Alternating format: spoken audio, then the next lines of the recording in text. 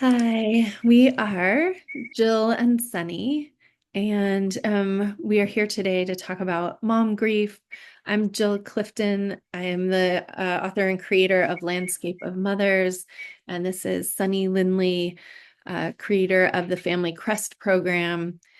And yeah, we've been talking a little bit about what we've been calling mom grief, and that there's lots of ways that that looks. And I think it would be great. I think often when people say mom grief, we kind of go to a mom who's lost her kid, and we're really Mhm. talking about something else, like a more day-to-day kind of mom grief. And so, Yeah, what does mom grief mean to you? Like what comes up for you in our perceptions of mom grief?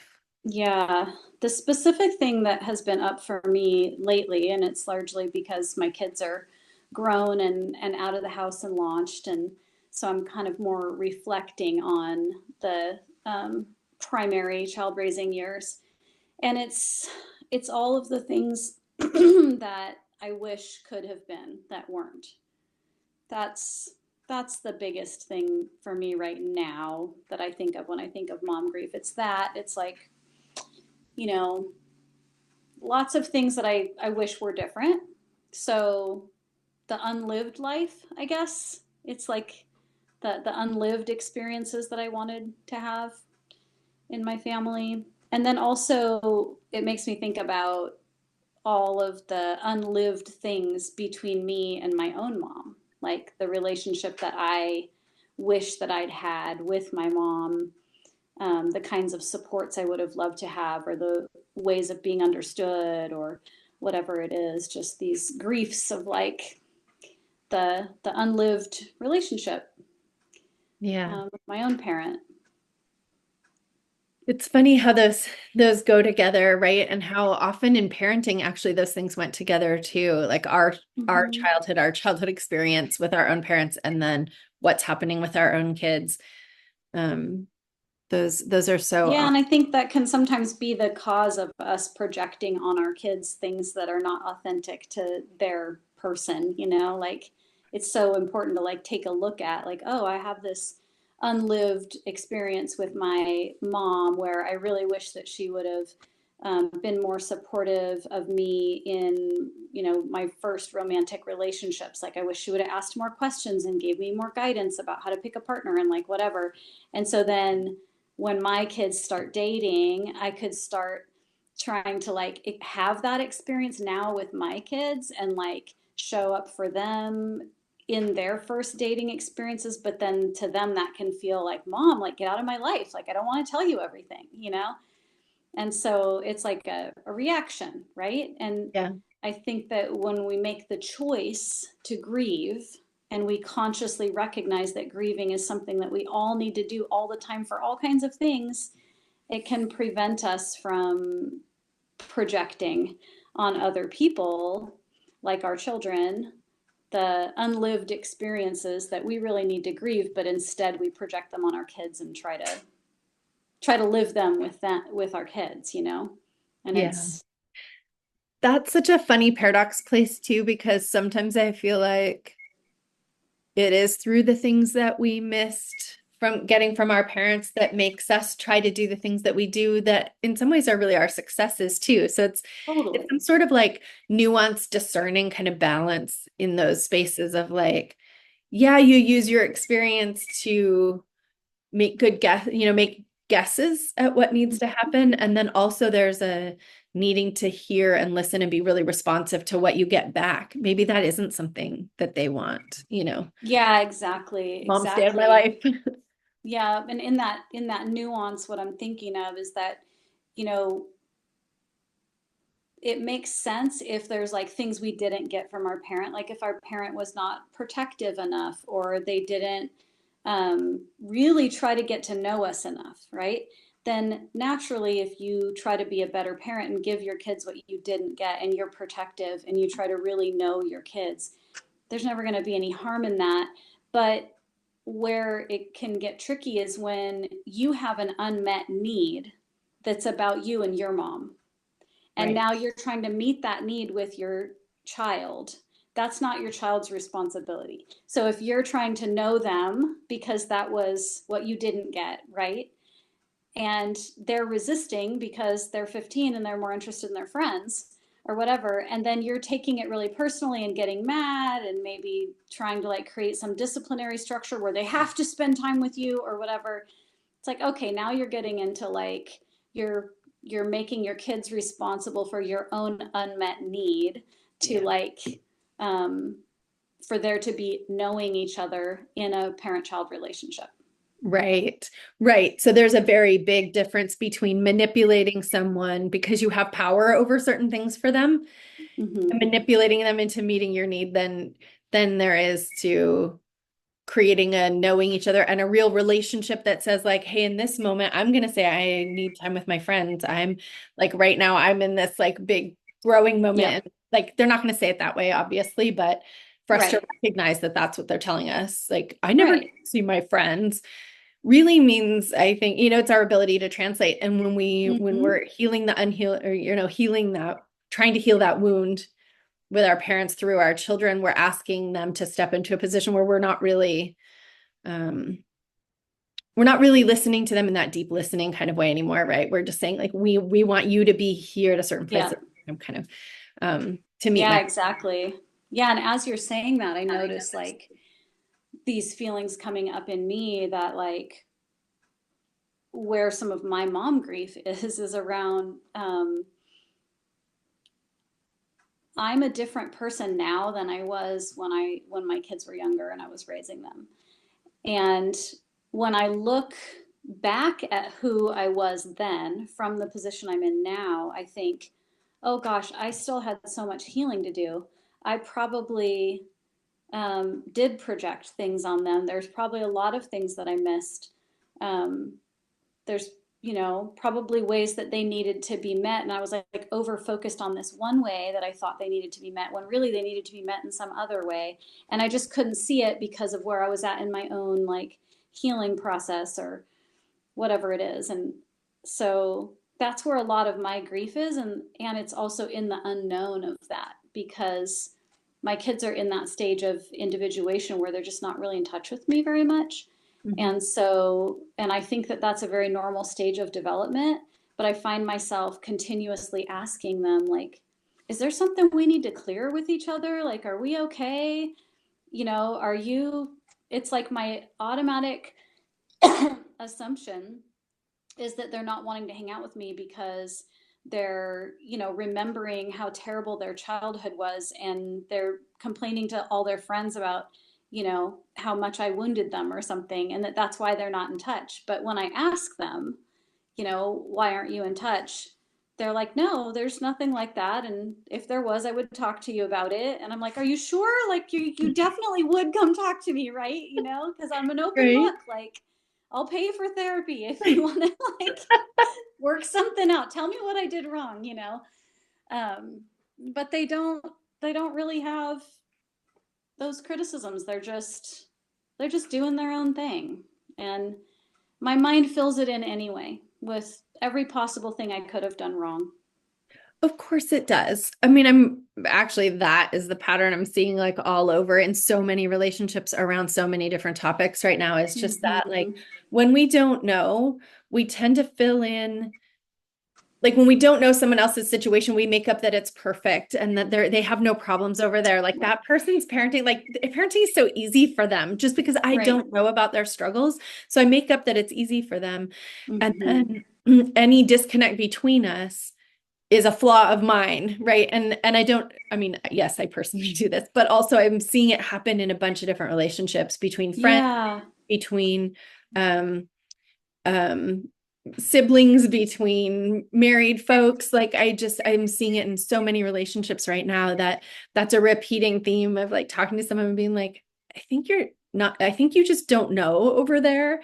And so you're Right. picking up this story about how it's all perfect. And then like whatever disconnect we have, you're attributing to like, they don't care or I'm not good enough or I'm whatever. Like, Right. and Right. yeah, I think to be And I aware of know that, I too think that it's a there's human like, pattern, right? But to be aware of it is helpful. yeah. and I can connect those two things also to like, that's my mom grief, but that Mhm. about like my kids and my relationship with my kids, but it's also my mom grief about my relationship with my mom. Right. Because the fact, that when I was growing up, I just never felt like I got quite enough of my mom. Like she would like buy me things and take me to do things that made her feel good and make her feel prideful, and sort of like made we're able to like check the box of like I was a good mom because I, bought you a horse and took you to horse shows or whatever. But it was like, yeah, but you didn't really get to know me, and like, Right. um and so basically I feel like I grew up kind of neglected, like I had a lot to, quite a bit to show for my parents parenting, but it was more material and not so um, not as deep. Like I didn't feel protected. Mhm. And so as a child I internalized that as, if only I were, you know more interesting or more sweet and loving, or if I had, been been better about things, if I was better in some way, then I would have been loved more. Mhm. And so that feeling of loneliness is automatically associated with it's my fault. Mm. Like if I'm alone, then it's my fault. Right. And so then that comes up with my kids. Like I'm lonely for my adult children. They're Mhm. not wanting to hang out with me. And so then immediately I'm like, I must have done something wrong, you Right. know? Yeah. um, yeah. And so that's my grief. And then to Yeah. take it even another layer deeper, it's like I feel sad for myself that I have that sadness. You Right. know? It's like I don't I don't want to I don't want to have that. So it's like I feel sad for my sadness, if that makes sense. you know? Yeah, absolutely. And I think that's a huge part. It's hard to explain or it's hard to kind of get to, but I think it's a huge part of mom grief. Like Mhm. so much of being sad about what we didn't receive or did receive, and then the effects of that thing, and then the context that it was all in, which often means some version of being, we were alone. Um, Mhm. that there was neglect or some kind of abandon, emotional or whatever, that it just like it can be so many things. And then we have children and we want so much to give them the things. Yeah. And for me and in landscape of mothers, there's a lot like I perceive that difference as a big um like gap to our ability to give if we don't recognize it, if we, and to the degree that we can heal it, right? Like we can't change it, but Mhm. there are ways that we do give back. We've actually had these conversations too about if we can give back to ourselves, we can give to our young self the thing that was missing at the time that it sort of became a traumatic event. Right.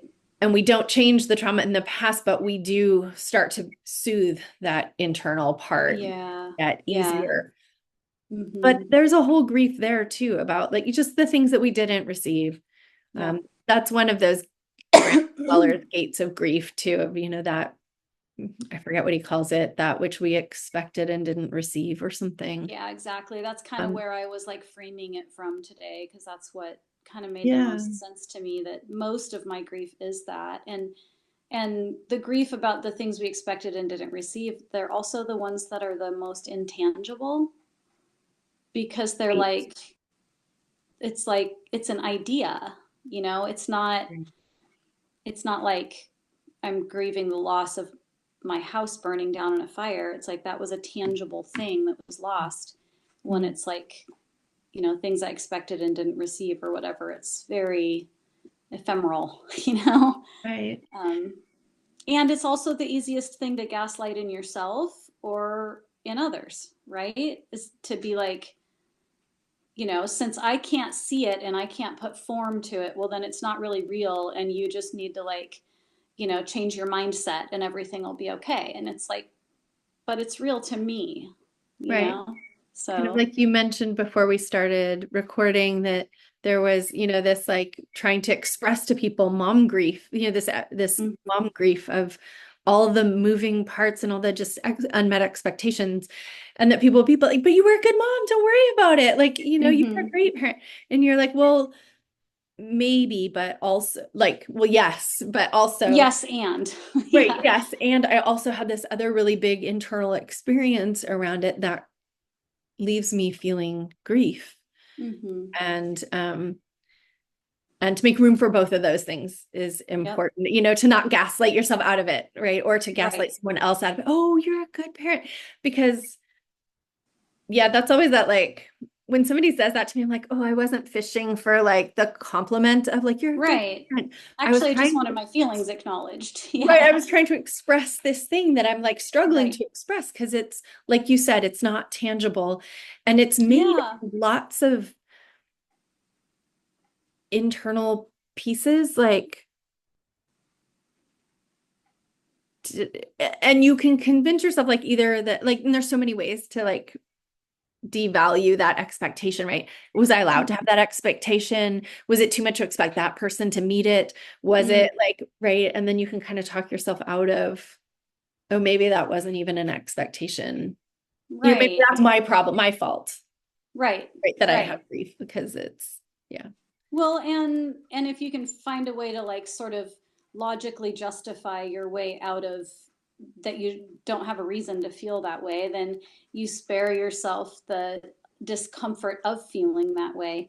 And that's the whole thing, is like we do feel that way. And I do feel grief. You do feel grief. And I think we are able to liberate our grief when we can articulate it, particularly in the presence of someone else, and they don't say, oh, but you were a good mom, so just forget about that feeling or whatever. But instead, they're like, oh, what is this thing? And they look at it from a bunch of different angles and they're like, oh, I understand how you could feel that way. And like, then all of a sudden it's real.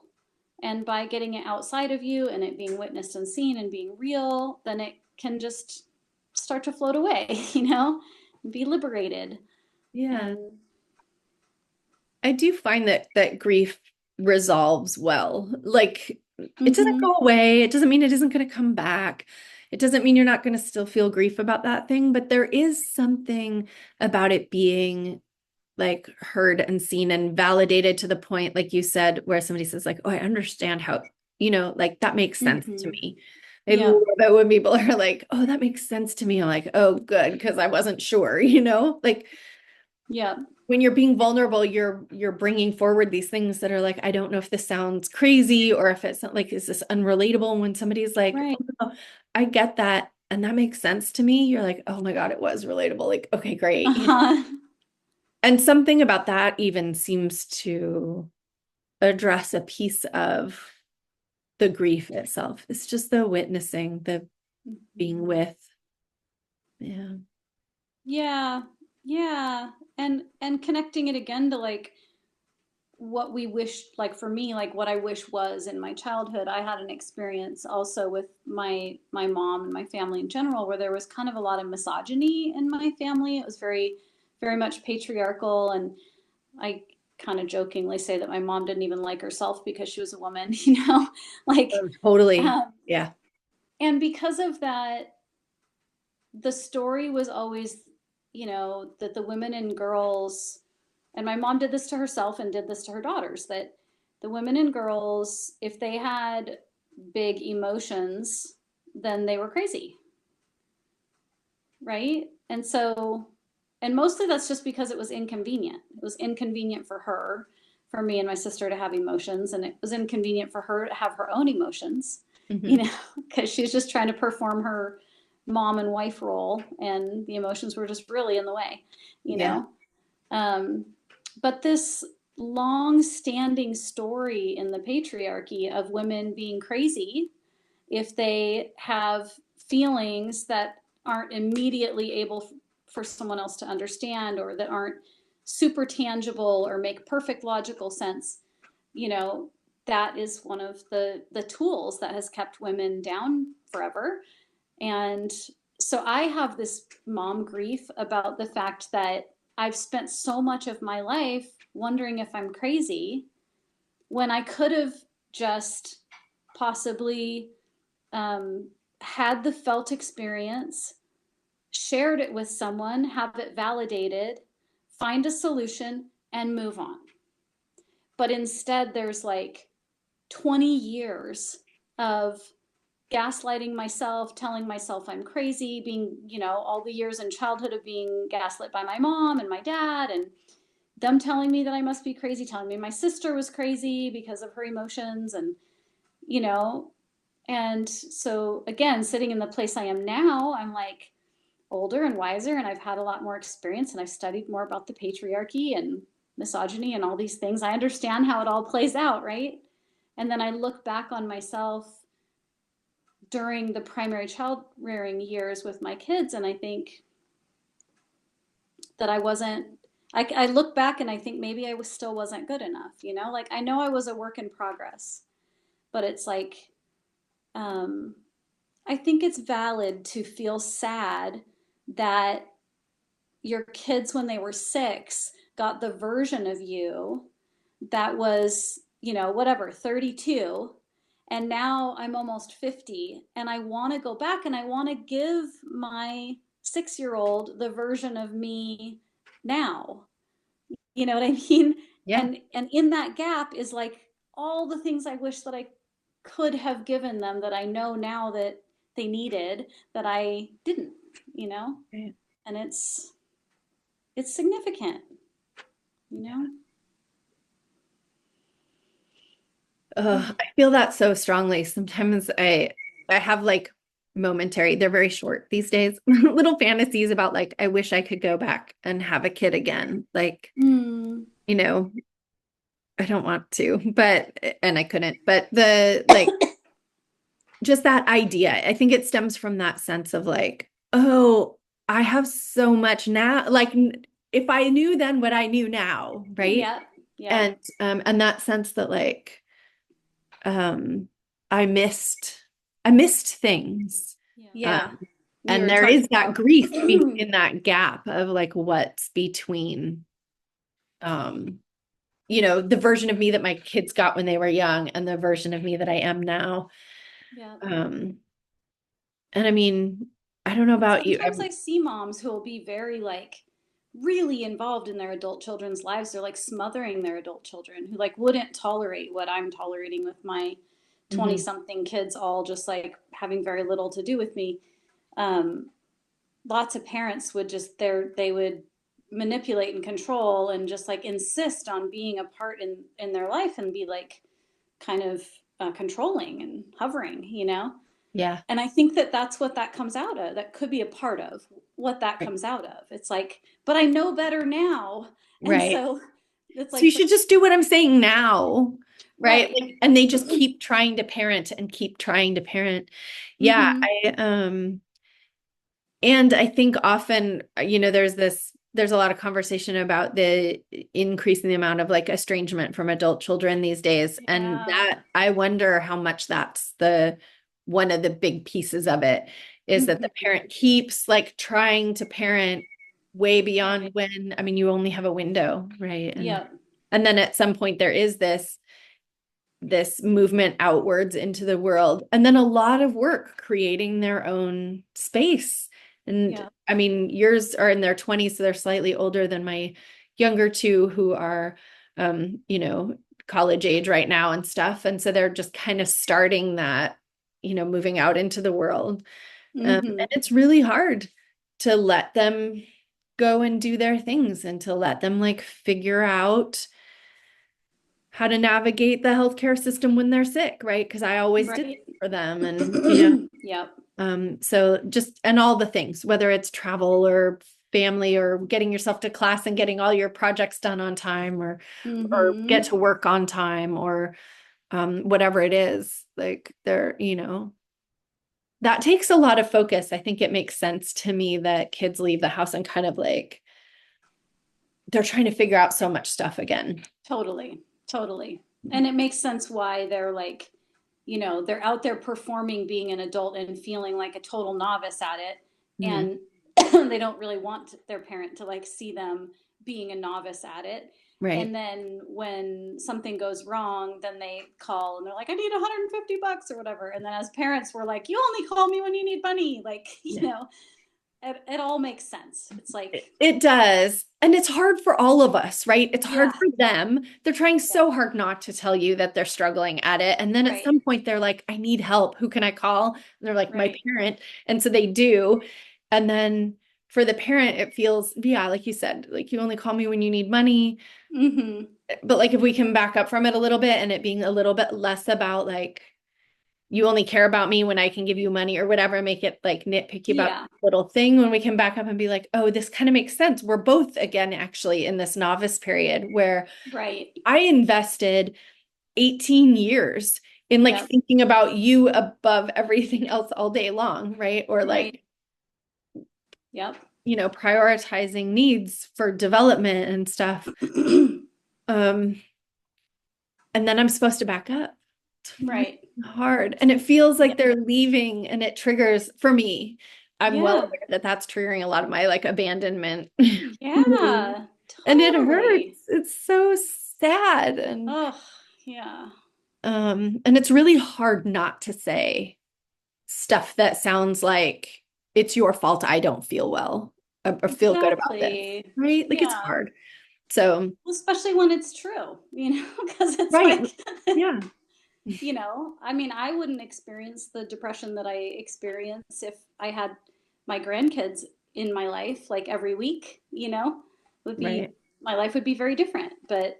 Um, but that doesn't mean that it's my son's responsibility for my mental health to be bringing the grandkids around, and it's definitely not my grandkids' responsibility for my mental health. So Right. you know so this is what's supposed to happen. We're supposed to talk about our mom grief with each other and not project it on our kids, or our grandkids. Yeah. And I don't think we talk about this enough because there's Yeah. such a cultural expectation that mothers, A, know how to do it all, right? So it pretends like we don't invest a ton of energy and attention and thought Right. and whatever. And especially when we had one kind of experience as kids and we want to create a different kind of experience for our kids, there's another Yeah. place of grief for me is that gap between, I mean, we've Mhm. alluded to it already, but like that gap between what I received and then what I tried to give. And so Yeah. I had to create something that was a hole in me. I had to fill it myself and then pass it on. That's Yeah. grief that I have. Um, Hmm. but oh, where was I going? Sometimes these days it's easy come, easy go with the thoughts. I know just what you mean. The places You that were that, talking about how you had to fill your gaps in yeah. order to be able to give your kids what you didn't get. So it's like you didn't get this thing, so you had this gap or this hole in your own development. Hmm. And in order for you to show up for your kids and do it better than your mom did it, you had to fill your own gap and give to them from Right, that place of where you lacked. And right. um, yeah, And and that that was makes sort of a story perfect inside of a bigger grief thing of too, that them leaving, right? They don't know all of the things yeah. that we did, right? And the cultural dialogue being, oh, moms just know how to take care of things and nourish and nurture, and they can, and it Hmm. ignores the fact that we learn all this stuff as we go, Right. and that we had our own novice period of like figuring everything Yeah, out, um, totally. which is this yet another source of grief in that sort of bigger context. And I then, mean, do you think culturally we're just never actually like acknowledged or rewarded for that? I mean, because yeah, that's no. one of my griefs. I would actually call it more of an anger. It's more of a grievance, Hmm. not so much a grief, but more of a grievance. That Hmm. like, yeah, I when I think back on my experience of like, my kid's dad died, and I had to figure out how to be grieving myself and understand what it means for children to be grieving while also figuring out how to um, provide for them and protect them and do all the motherly things all of that, all at the same time. Mhm. And I was in no way prepared for any of that. I didn't expect it. I didn't, so I had to just learn really quick and appreciate what you're saying about, that's a piece of the grief because it's like, my kids got to the point of like growing up and moving out. And I think they feel it and they know that my experience of parenting them was exceptionally challenged, that it took a tremendous amount of resilience and courage and positive intention and um, what's the word? Being proactive, to like, oh, I don't know how to deal with this thing, so I'm going to learn how, and then I'm going to practice the skills. And um, I think that in general, the culture doesn't really acknowledge that No, at all. no. And it's also a profoundly unique experience for every person, because for some moms, it's like the hurdle they had to get over to be able to like show up for parenting was like, feeling guilty for having had an abortion or something. Or for other moms, it's, I didn't even have a mom. I was a foster child. And so I had to like go through all of that to learn to be a mom. Like we all have something that we came to motherhood with that um, it it's just not likely to be acknowledged by the culture, like you said, that we had huge hurdles to overcome to be a good mom. Yeah. Like there's this assumption that that motherhood, like just because you're a woman and you have a womb, you have this natural ability to mother and to parent, and that it doesn't actually involve studying it just like it does to be an engineer or something. Right. Yeah, or it acts like it came with some kind of manual magically or something, or some kind of Right. magical innate playbook or something, which it Mm-hmm. doesn't. Um, yeah, my brain's not working as well all of a sudden because there was Maybe you're feeling feelings. Are you feeling maybe I am feelings? feeling feelings. Because there was something in there that you said that I wanted to respond to, and now I forget. Hmm. Is It's it just, about the culture not really acknowledging how yeah. much we Oh, I know what it have was. to It's just- learn and how much we have to overcome to be the best parents we can? yeah, absolutely. I think, and even like speaking sort of back to also to the what we were saying about how some of our grief or some of the ways that when you were saying that was so beautiful that the we all bring something to motherhood, something that Yeah. happened before that's a challenge for Mm-hmm. in motherhood itself.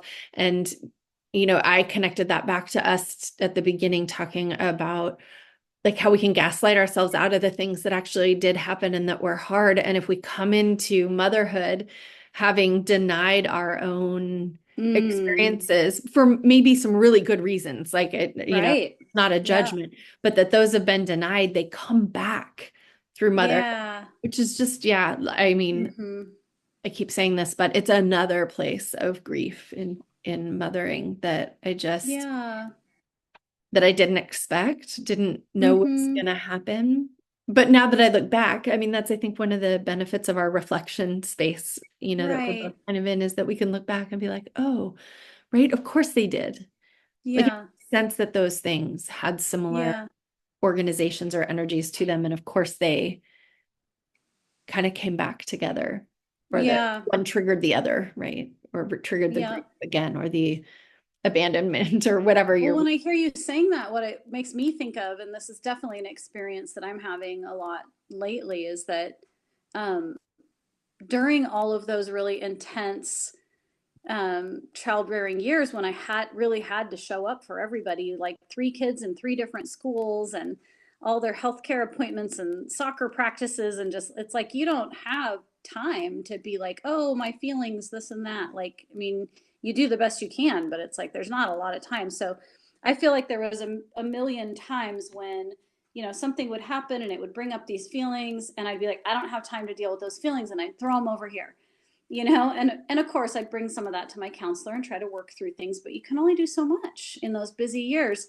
I Right. feel like now that the kids are grown and out of the house, it's like like I've been throwing all of that stuff into a dump truck, and now the dump truck like crashed through my kitchen window and dumped the whole pile like right on my dining room table. And I'm Yeah, like, what is this mess? Like, totally. That and is such, I started laughing at the beginning because I totally knew where you were going with that because I feel the same way. It's like, oh, mhm. here's all your unfinished business. By the way, it's, yeah, a dump truck.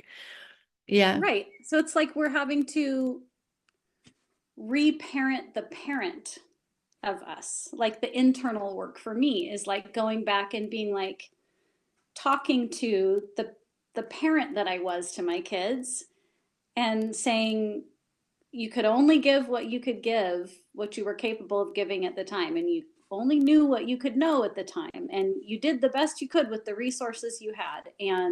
Right. And I'm so sorry that some of those things didn't go the way that you wanted it to. And I'm spending a lot of time talking to the former mother in me Young and saying, parent, the I'm young so mother. sorry that those things didn't go the way that you wanted them to, Yeah. you know? Yeah. Uh, so, so you just said one of the ways to kind of tend to that Mm-hmm. mom grief is like acknowledging it from here and being like, oh, that young parent in me, Mm-hmm. who wished, Yeah. who wished she had more and whatever, and sees her own limitations and Mm-hmm. feels bad about them. Uh, Yeah. being, just kind of that sense of like acknowledging her space, her Mm-hmm. experience. And her Is there grief. anything else that is like a practice for you or something that you think really helps that? And maybe more in that moment that you're kind of in it. Like, how did, you know, My answer to that, Jill, is it helps to talk to you. That's my answer. I don't, I am the novice in having this experience right now. Right. It's like the dump truck got dumped on my dining room table about a year ago, and I'm still sorting through it, and often feeling like, do you see this thing? Look at this thing. And people are like, I don't see anything, you know? And I'm like, Yeah. but it hurts, Um, Yeah. so yeah, I think that even just being able to like speak about these griefs out loud helps me to sort of like flesh out that younger mom version of me that has a lot of grieving to do. And then there's, you know, so now is the time to cultivate practices to allow that mom self to have her grief, to process her grief. And, one of the things is like just mentioned, just like trying to talk to that mom self and acknowledging that grief. But you and I also talked about doing some dolly work Hmm. and like parts work, and I feel like that could be a super helpful practice. Hmm. Um, you have a clay. We're calling them dollies, but really anything that's a figurine could be called a dolly. Like, it could, like, I have a Raggedy Ann dolly, you have that one, you have some other kind of dollies that you've made. And I've got all kinds of different figurines that are like all over my garden and that I Hmm. put on my altars and live in my art studio. And they're all like parts of me. Um, and then I have a practice that I do in the fall making corn dollies. And the corn dollies are usually I end up realizing they're parts of me when they're finished. I'm like, oh, this is the part of me that's like really sexy and snotty. Oh, here's the part of me that's like, really angry and, um, you know, and wants to isolate, like, Right. that there are all these different parts. And um, so yeah, I think just parts work is a really great way to go about working with that grief, I think. Yeah. And for me, I think it relates to parts work is that part of the goal of parts work, I think, at least, especially in the way that we've explored it and with the dolly work, is to learn to take care of ourselves in the same way that we take care of others. Yeah. Giving them as much, Mm. giving ourselves as much grace. I think a lot of it stems from like the internalized misogyny, right? Like at the beginning, you Right. said, your joke being that your mom didn't even like herself because she was a woman. My mom too, Yeah, really. And totally. and so we learn this stuff, and so we end up being very self-critical while we let a lot of Mhm. people off the hook. And I think that's sort Yeah. of a very Yeah. typical outcome of that misogyny. And that part of that parts work is really learning how to turn that kind of care towards ourselves, that Yep. somehow in the system or in the like initial gathering of like how to take care of or how to nurture or Hmm. nourish or tend to a relationship, what we learn is to give ourselves away for it. Yep. And Yep. mm, Exactly. there's so many flavors of that, but I think in the end, what it really comes back to is that, like, can I give myself as much tenderness and care and leeway to be Hmm. messy, to Yep. like, the other night, I don't know, I must have eaten something bad, but I had a horrible stomachache and I just started to cry. And like my Oh. husband was like, "What's wrong?" And I was like, "It's okay. I just want my mommy. Just let me cry for a minute." And I cried and I got it out. And then I was like, "Okay, I'm all right." Like I still don't feel good, but I'm all right. Um, Yeah. but just that moment, right? Because I didn't really want my mom. I wanted some archetypal mom to come and show Right. up and to Totally. like wrap me in a warm blanket and like, I don't know, take me off to bed with a heating pad or something. I don't know what I wanted. Yeah. Just Yeah. that feeling you get when you Mm-hmm. you just want some kind of care. Like, Mm-hmm. um, letting yourself have those moments, giving those back to ourselves, learning how to tend those back. And I think through the dolly work, that was a lot of Yeah. what we were talking about. And so Mm-hmm. maybe the dolly work Yeah. is And worth its own conversation. I know, yeah. And the dolly work also goes back to those pieces around what I was saying earlier, where in the mom grief, there's the grief for all of the ways we wish it had been, for the ways we had maybe been a better parent or a different parent. And that connects to our relationship with our own mothers. Um, in the dolly work, we get the opportunity to parent that youngest part of ourselves. Mhm. Um, and that can facilitate showing up as a more full and complete parent in this really huge way, Yeah, but I as a even really well nourished inner child self and the development of a really amazingly loving and resourceful mother in Mhm. ourselves that nourishes that child self. Like that is the integration. That's like, right. that's the holy work, you Mhm. know?